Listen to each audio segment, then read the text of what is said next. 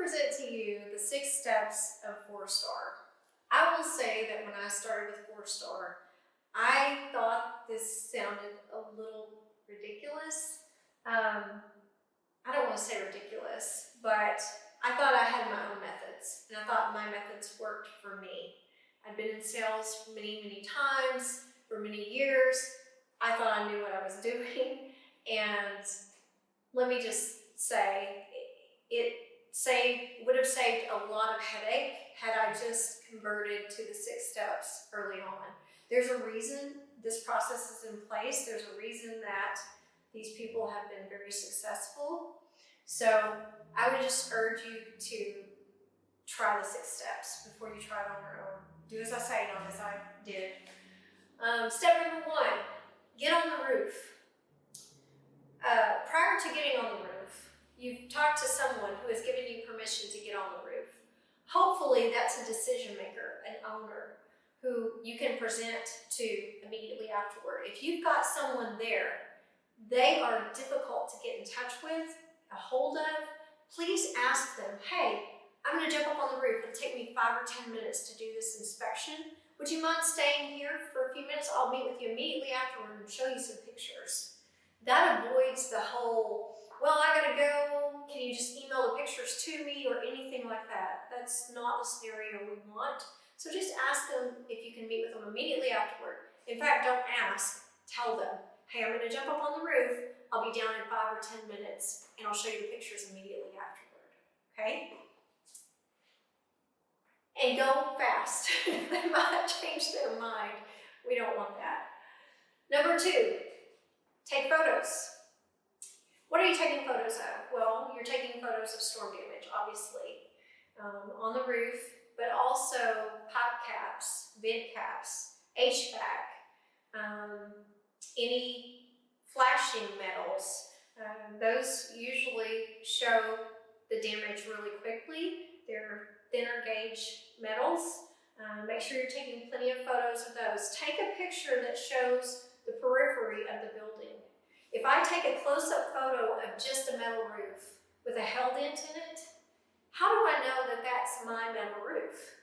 If you take a photo that shows the landscape, they know that's their building and you just took those photos. Remember, these people don't know you. And part of this is it sounds too good to be true. You want to earn their trust. You want to verify the information you're presenting to them. Take deferred maintenance photos. Do you see something that could potentially be a problem for them? We are there to offer a service. The more we can provide to them, the more they trust us, the more we've established that relationship. And a business owner may not recognize the damage that storm damage does to their roof. Some hell dents may not need a lot to them, but most people understand what rust looks like. Missing screws or backed out screws, holes in the roof, even other objects on the roof. It makes the business owner aware that the roof has been out of sight, out of mind, and perhaps they have damage that they were not aware of. How long has it been since they've been on their roof? Or maybe they have a roofer that regularly goes and fixes leaks on their roof. If these things are up there, deferred maintenance, how consistent is that roofer for taking care of their needs? So take deferred maintenance photos. Step number 3, fill out the contract. If you find damage, you're going to be either so excited and or nervous that it's going to take you a little longer. You're going to have to look at your notes and say, oh, now what box do I check? What do I put here for the warranty? Fill it out in your truck before you get in front of the customer. I don't care if you're a seasoned salesperson for 4-star. Never fill it out in front of the customer. It creates gaps in your presentation. If the customer is talking and you're trying to fill out a contract, you're not really listening to what they're saying. You're definitely not listening for any upcoming objections. And it just creates an awkward moment. So just fill it out in your truck prior to going in to meet with the customer. It just takes a few minutes. Step number 4, show the customer the photos. So when we present the photos, we are in full presentation mode. You're going to present the photos of the damage and explain what the damage does to the roof. Explain the water intrusion. Explain the potential problems.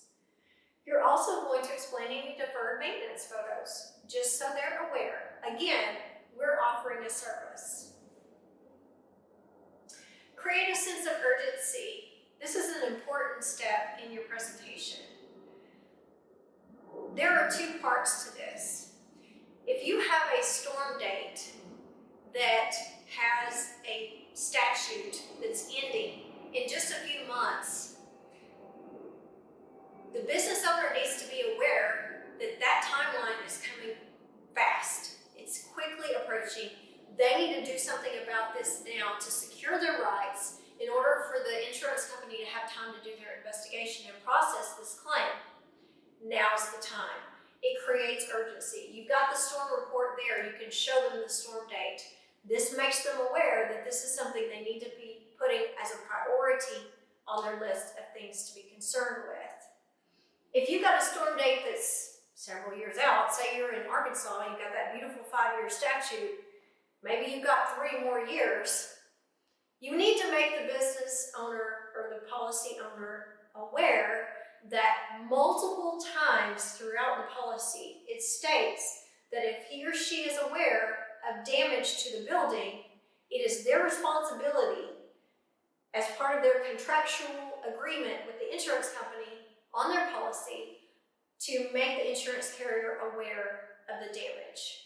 It is their duty to file a claim if they're aware of damage.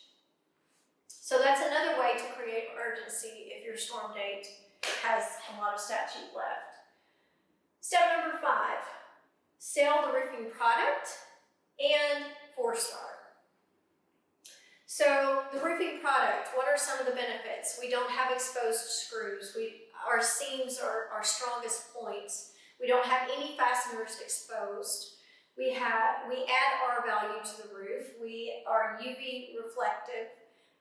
And so a lot of our customers end up seeing a 40% decrease in their energy cost. That's an incredible selling point. Also, we have a warranty. Also, you're looking at essentially a maintenance-free product. That's good news for everyone. Be familiar with the roofing product. Be familiar with the selling points. Sell 4-star. Maybe you're brand new with the company. Maybe you're brand new with roofing. That's okay. 4-star is not. We're nationally acclaimed. We've won nationally acclaimed awards with almost every roofing manufacturer, every major roofing manufacturer. Carlisle, Versaco, and heck, we were even IB's Contractor of the Year last year. That's a big deal. Share that, along with the millions of squares of roofing that we've installed over 4-star's career, and that you have a whole team of people working for you at 4-star, not just you. So you don't have to feel inadequate or like a newbie on the roofing scene. You have lots of support to help your customer. So sell 4-star, brag about us. Number 6, present the contract. For more information about presenting the contract, please watch that video. This is a very important step and there are a lot of nuances to it, but don't forget to ask for the sale. One thing that Sean likes to talk about is an important starting point for presenting the contract is to say, Mr. Customer, I want to go over with you our contract and we'll leave it with you. We don't have to move forward with this today. I want you to have all the information so that if you want to, we can go ahead and get this process started because I know that storm date is coming up. That statute is ending quickly. This is something you're going to want to give your attention to, but we don't have to do it today. But when I leave here, you'll have all the information in order to proceed if you like. That puts them in the corner, but then it backs away and says, look, I'm just here to give you all the information. This is your bus to drive. You decide what you want to do. It takes the pressure off, but it makes for an easy close It's not high pressure because we're selling a free product here. The biggest thing that we need to do is be able to put our customer at ease and make them understand that we are trustworthy, we are experts, and we are here to do a good service.